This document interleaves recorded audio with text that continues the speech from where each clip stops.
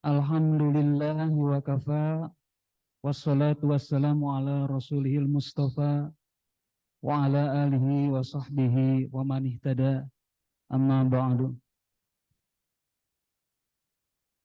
Hadirin ikhwanul muslimin jamaah salat masjid Al-Hijrah Plaza PP yang dimuliakan Allah dan saya hormati.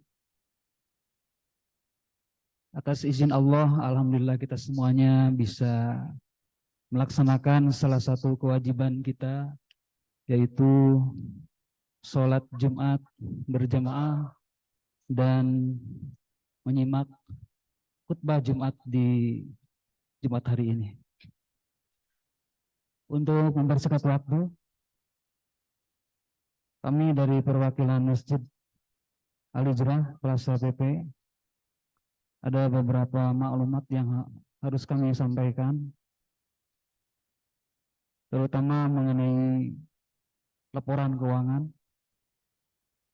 Kami umumkan bahwa saldo pada hari ini berjumlah Rp248.853.000.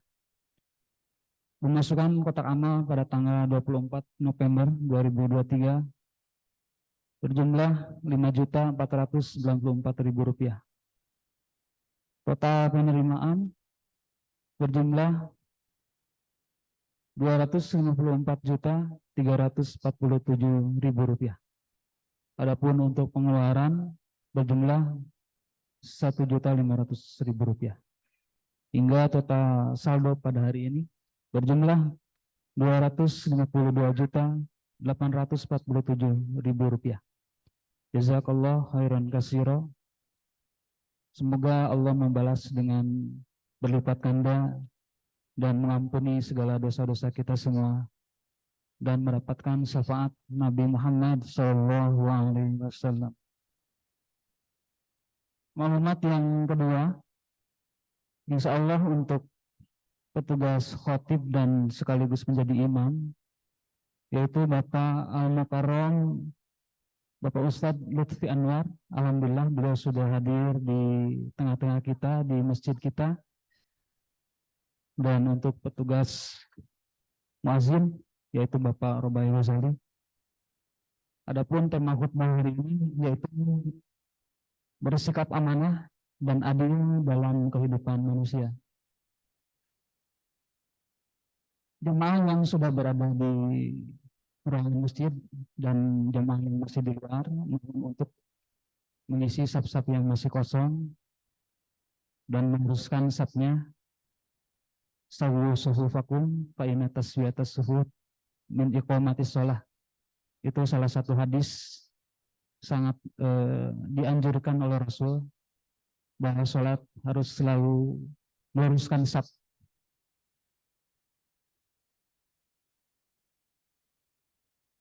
Bagi yang mau melaksanakan sholat sunnah tahiyatul masjid, kami persilahkan. Waktu azan, waktu azan zuhur yaitu pukul 11.42 waktu Indonesia Barat. Demikianlah pengumuman dari kami. Kurang lebihnya kami mohon maaf. Assalamualaikum warahmatullahi wabarakatuh.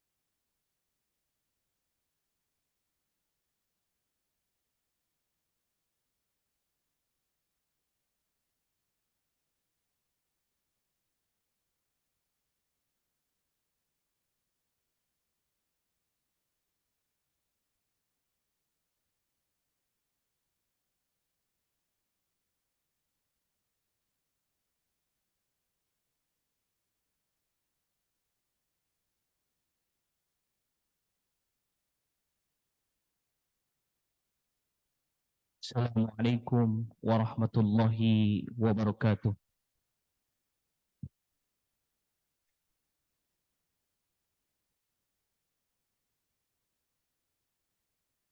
Allahu Akbar, Allahu Akbar.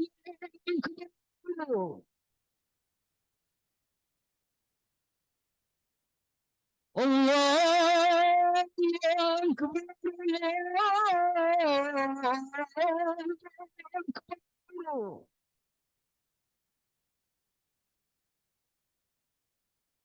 أشهد أن لا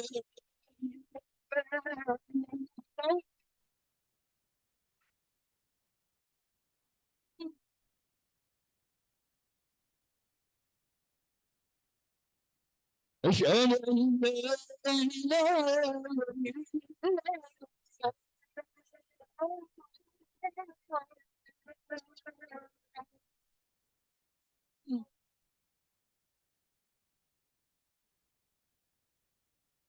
أشهد أن محمدا رسول الله.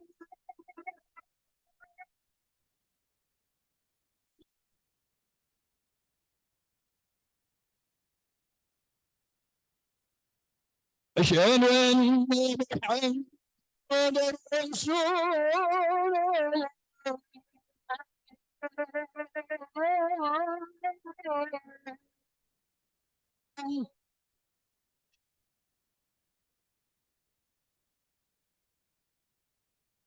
حي على الصلاة.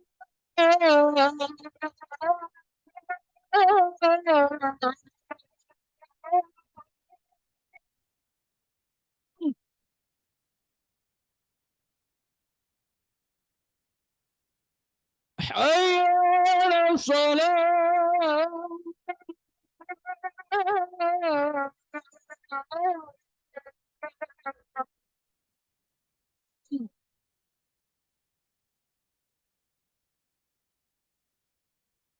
حي على الفلاح.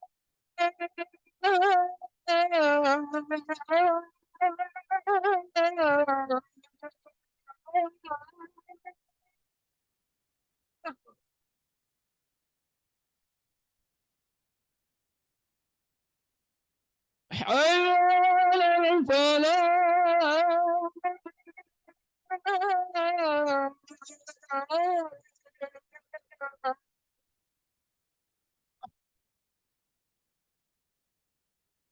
الله أكبر، الله أكبر. لا إله إلا الله.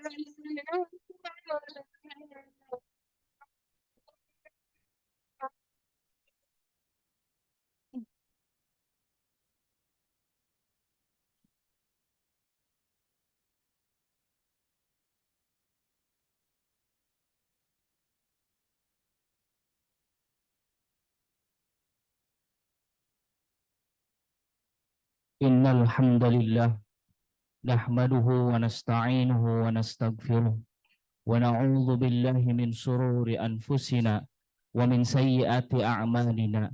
May yahdihillah fala mudhillalah wa may yudlilhu fala hadiyalah. Asyhadu an la ilaha illallah wa asyhadu anna Muhammadan abduhu wa rasuluhu, amma ba'd. Qala Allah Ta'ala fil Qur'anil Karim, A'udzu billahi minasyaitonir rajim. Ya ayyuhalladzina amanu taqullaha haqqa tuqatih wa la tamutunna illa wa antum muslimun. Wa qala aidan, ya ayyuhalladzina amanu taqullaha wa qulu qawlan sadida yuslih lakum a'malakum wa yaghfir lakum dhunubakum. Wa man yuti'illaha wa rasulahu faqad faza fawzan 'azima. Wa qala aydan, innallaha ya'murukum an tu'addul amanati ila ahliha wa idza hakamtum bainan nasi an tahkumu bil 'adl. Al-ayah. Hadirin ikhwatu iman, jamaah salat Jumat yang dimuliakan Allah Subhanahu wa taala.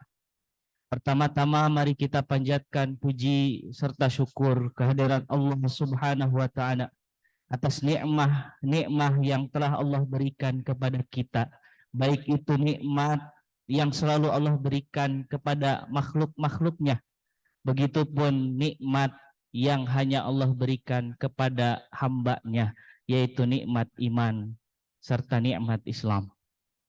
Tidak lupa juga salawat serta salam kepada Nabi Muhammad Sallallahu Alaihi Wasallam selaku Nabi dan juga Rasul yang Allah utus untuk menerima wahyu, untuk mengajarkan, untuk menyampaikan ajaran Islam, sehingga ajaran tersebut bisa sampai kepada kita selaku umatnya yang terlampau jauh masanya dengan Nabi Muhammad Sallallahu Alaihi Wasallam. Hadirin ikhwati iman, jamaah salat Jum'ah yang dimuliakan Allah Subhanahu wa taala. Nabi Muhammad sallallahu alaihi wasallam diutus oleh Allah Subhanahu wa taala tidak hanya sekedar untuk menerima wahyu dari Allah Subhanahu wa taala, tidak hanya sekedar menyampaikan apa yang sudah disampaikan oleh Allah Subhanahu wa taala kepada kita selaku umatnya, tapi Nabi Muhammad sallallahu alaihi wasallam juga sebagai uswah hasanah bagi umatnya, bagi kita selaku umatnya. Uswah hasanah, suri tauladan yang baik. Nabi dalam setiap kehidupannya, dalam setiap langkah dalam menjalani kehidupannya, baik itu ucapannya maupun cara berbicara Nabi, maupun apa yang dikatakan Nabi, hingga diamnya Nabi itu merupakan panutan, merupakan suri tauladan, merupakan uswah hasanah bagi kita selaku umatnya. Bahkan perbuatan Nabi, apa yang dikatakan oleh Nabi, manfaatnya tidak hanya bagi kita selaku umatnya, tapi hal tersebut juga bermanfaat bagi orang lain yang tidak mengimani ajaran Islam. Maka Rasulullah Shallallahu Alaihi Wasallam tidak hanya membawa wahyu, tidak hanya membawa ajaran Islam, tapi Rasulullah Shallallahu Alaihi Wasallam juga mengajarkan panutan, mengajarkan suri tauladan yang baik kepada umatnya. Salah satu sikap yang diajarkan oleh Nabi Muhammad Shallallahu Alaihi Wasallam adalah bersikap amanah. Sebagaimana yang diperintahkan oleh Allah Subhanahu wa taala dalam surat An-Nisa ayat 58. Innallaha ya'murukum an tu'addul amanati ila ahliha. Sesungguhnya Allah Subhanahu wa taala ya'murukum, memerintahkan kepada kalian an tu'addul amanati, untuk menyampaikan, menunaikan amanat ila ahliha, kepada ahlinya atau kepada orang yang berhak menerima amanah tersebut. Pentingnya amanah sehingga Allah Subhanahu wa taala memerintahkan kepada kita untuk menyampaikan amanah, menunaikan amanah ila ahliha, kepada ahlinya, kepada orang yang berhak menerima amanah tersebut. Kita bisa bayangkan bagaimana dampaknya jika amanah diserahkan kepada yang bukan ahlinya atau kepada orang yang bukan berhak menerima amanah tersebut. Hal ini ditegaskan pula oleh Rasulullah Shallallahu Alaihi Wasallam di dalam hadis yang diriwayatkan oleh Imam Ahmad yang diterima oleh Samurah. Rasulullah Shallallahu Alaihi Wasallam bersabda, "Adil amanati man ila mani tamanaka."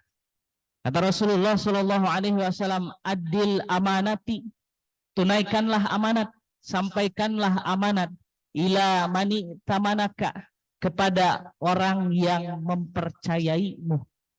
Ini poin pertama yang disampaikan oleh Rasulullah Shallallahu Alaihi Wasallam, agar tidak ada celah bagi orang untuk meninggalkan amanah, tidak ada celah bagi orang untuk mengabaikan amanah, bahkan mengkhianati amanah. Yang pertama, kata Rasulullah, serahkan amanah tersebut kepada orang yang mempercayaimu. Karena jika orang tersebut sudah mempercayaimu, maka itu menjadi jalan pertama bagimu untuk mempercayai orang tersebut agar amanahnya terjaga. Kemudian Pesan yang kedua yang disampaikan oleh Rasulullah Shallallahu Alaihi Wasallam ialah wala takhun man khonaka.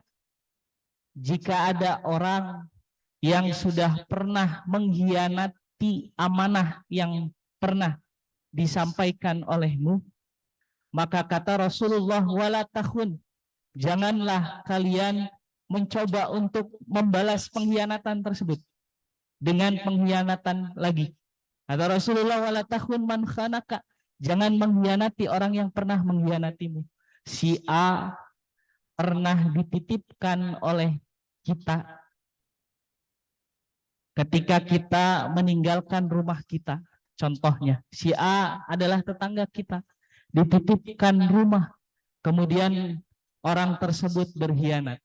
Lalu pada suatu hari si A ini menitipkan rumahnya kepada kita. Maka kata Rasulullah Shallallahu Alaihi Wasallam, wala takhun man khanaka, jangan kalian mencoba untuk berkhianat karena orang tersebut pernah berkhianat kepadamu.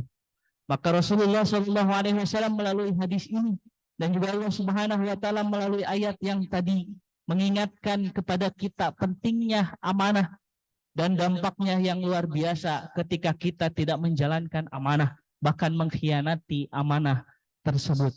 Maka Rasulullah Shallallahu Alaihi Wasallam menggambarkan bahwa jangan sampai ada celah untuk orang melakukan pengkhianatan terhadap amanah tersebut. Jangan sampai ada orang mengabaikan amanah. Yang pertama kata Rasulullah yang tadi, sampaikan amanah tersebut kepada orang yang mempercayaimu. Kemudian yang kedua, jangan sampai muncul bibit-bibit baru dalam pengkhianatan di dalam amanah.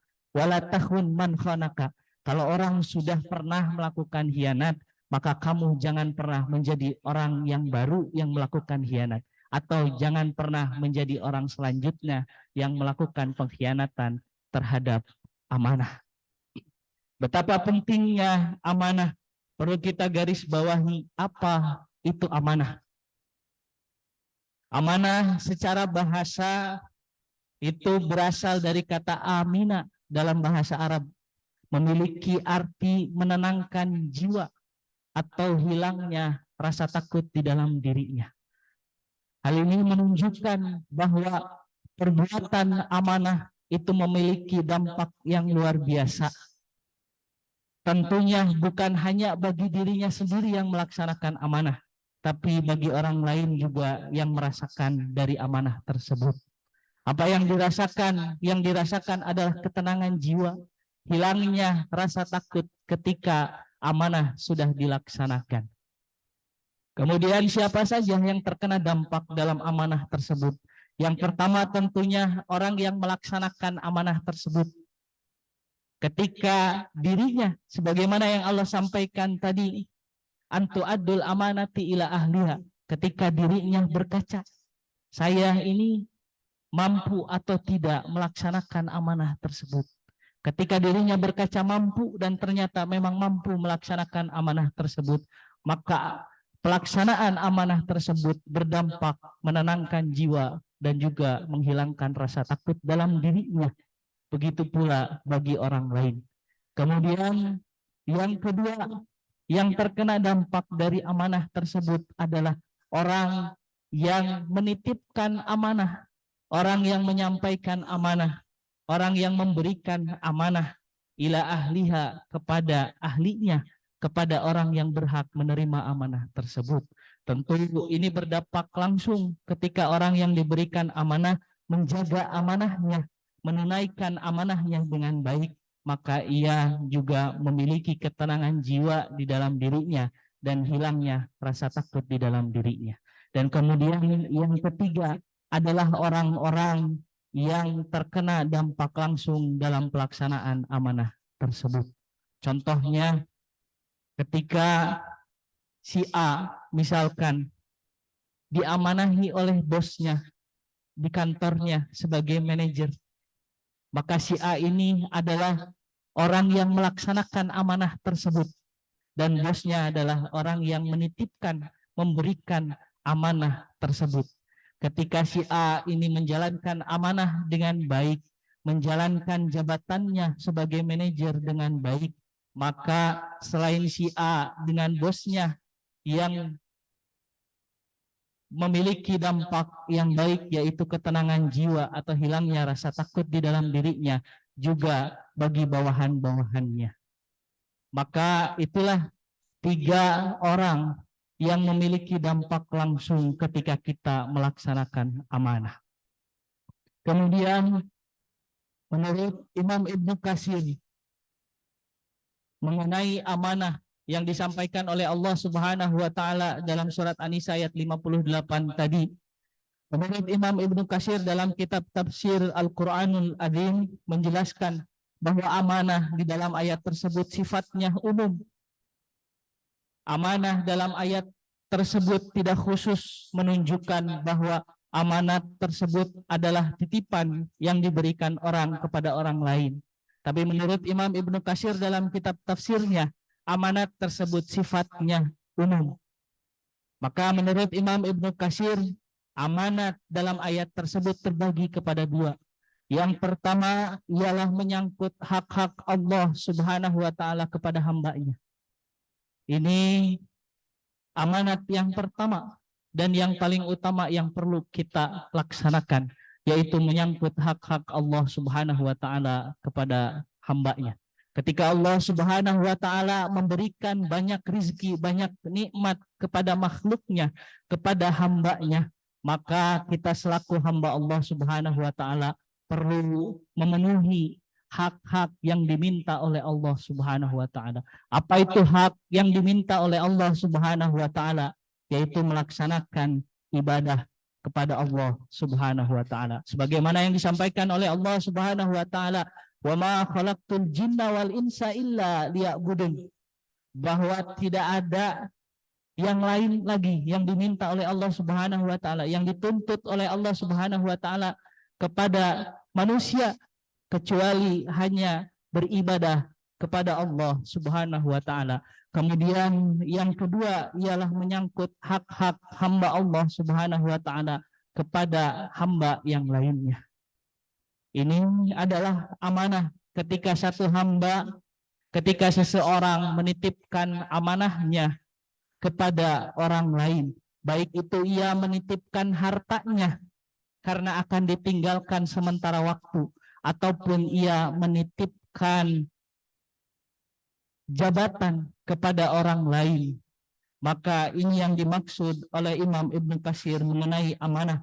Yang pertama ialah menyangkut hak-hak Allah Subhanahu wa taala kepada hambanya, dan yang kedua adalah menyangkut hak-hak hamba Allah Subhanahu wa taala kepada hamba yang lainnya. Barakallahu li wa lakum.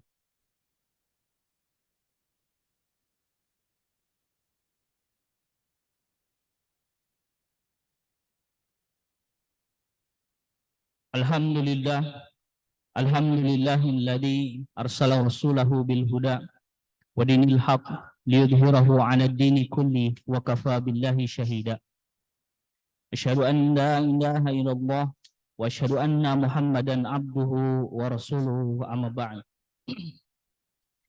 Hadirin ikhwatu iman, jamaah salat Jumat yang dimuliakan Allah Subhanahu wa taala.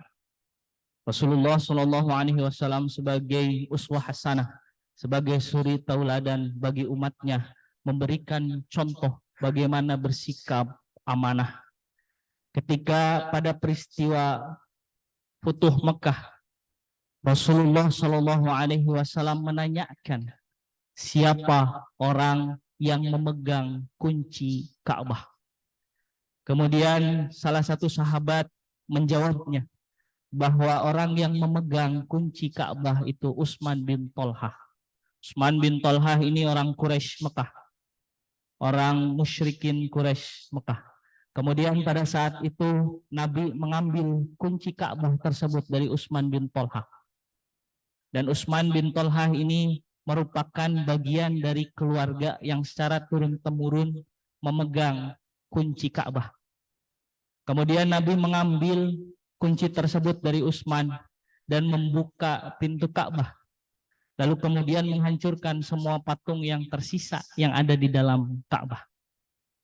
Kemudian singkat cerita, pada lain waktu Ali bin Abi Thalib menanyakan kepada Nabi Muhammad SAW terkait memegang kunci Ka'bah.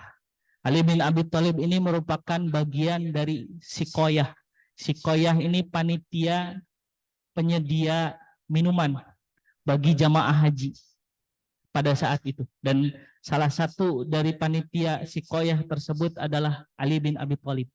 Kemudian Ali bin Abi Thalib menanyakan kepada Nabi Muhammad SAW, alangkah baiknya jika kunci Ka'bah itu dipegang oleh pemegang Sikoyah, oleh panitia pemegang minuman atau pemberi minuman kepada jamaah haji.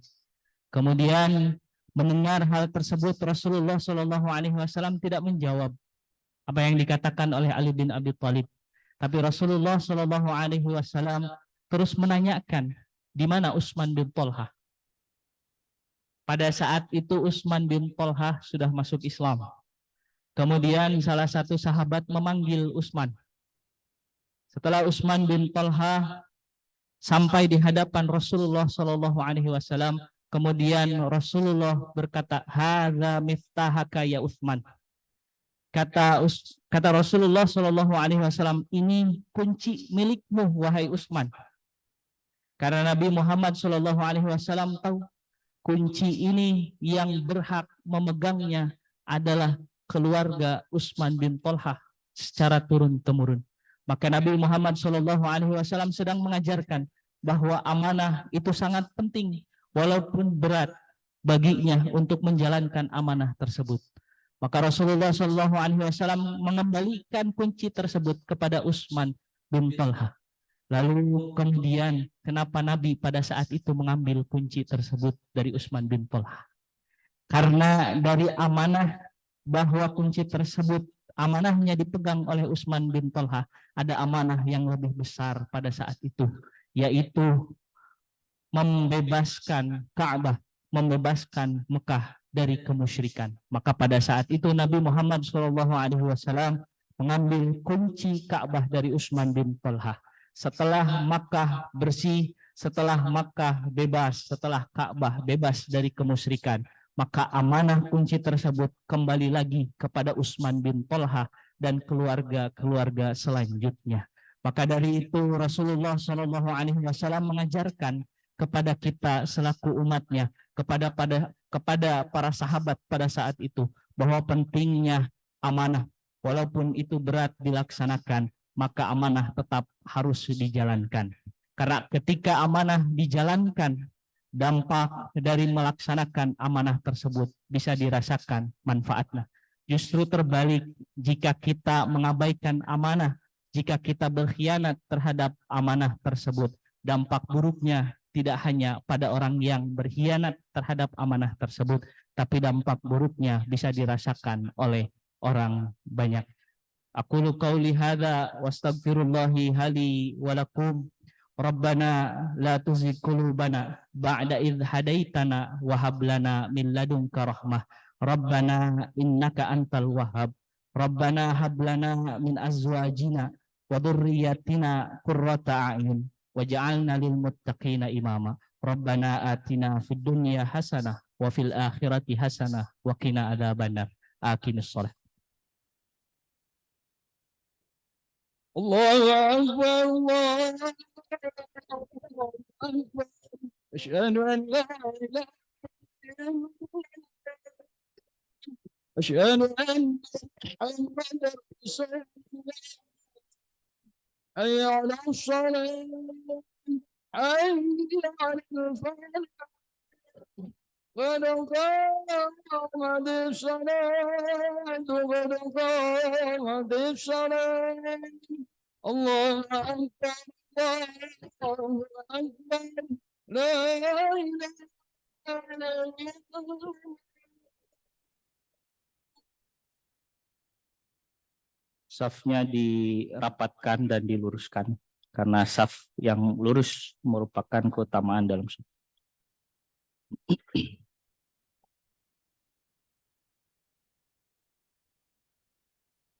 Allahu Akbar.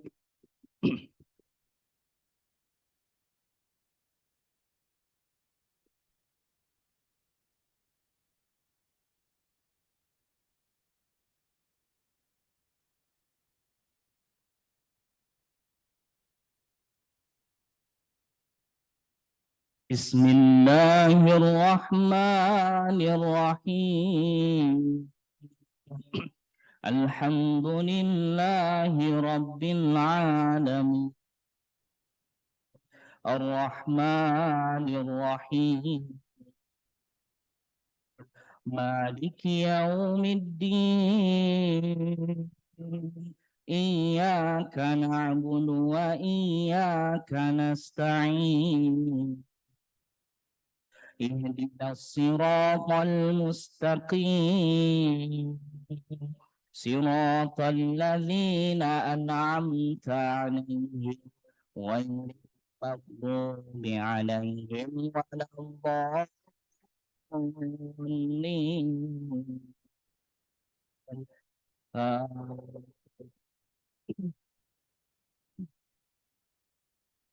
فلما رأوه زلفة سيئت وجوه الذين كفروا وقيل هذا الذي كنتم به تدعون قل أرأيتم إن أهلكني الله ومن معي أو رحمنا فمن يجير الكافرين من عذاب أليم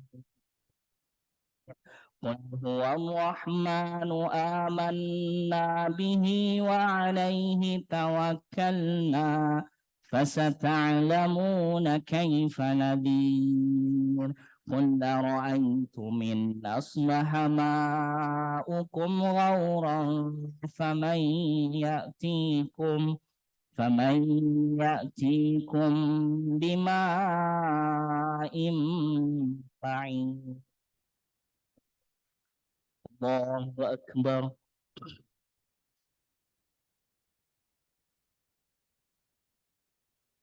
سمع الله لمن حمده الله أكبر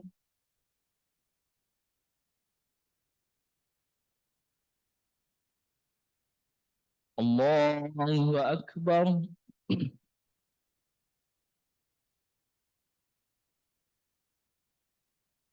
الله أكبر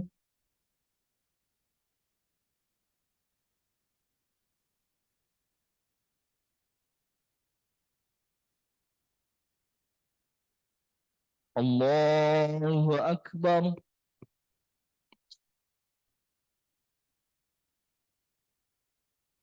بسم الله الرحمن الرحيم الحمد لله رب العالمين الرحمن الرحيم مالك يوم الدين إياك نعبد وإياك نستعين اهدنا الصراط المستقيم صراط الذين أنعمت عليهم غير المغضوب عليهم ولا الضالين آمين بسم الله الرحمن الرحيم سبح لله ما في السماوات وما في الأرض وهو العزيز الحكيم يا أيها الذين آمنوا لم تقولون ما لا تفعلون كبر مقتا عند الله أن تقولوا ما لا تفعلون إن الله يحب الذين يقاتلون في سبيله صفا كأنهم بنيان مرصوص الله أكبر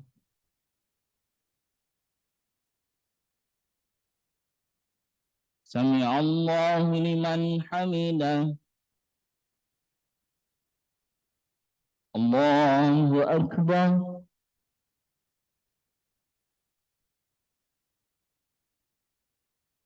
الله أكبر.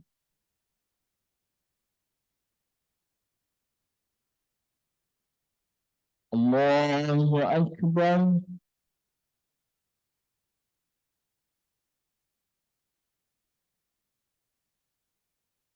الله أكبر.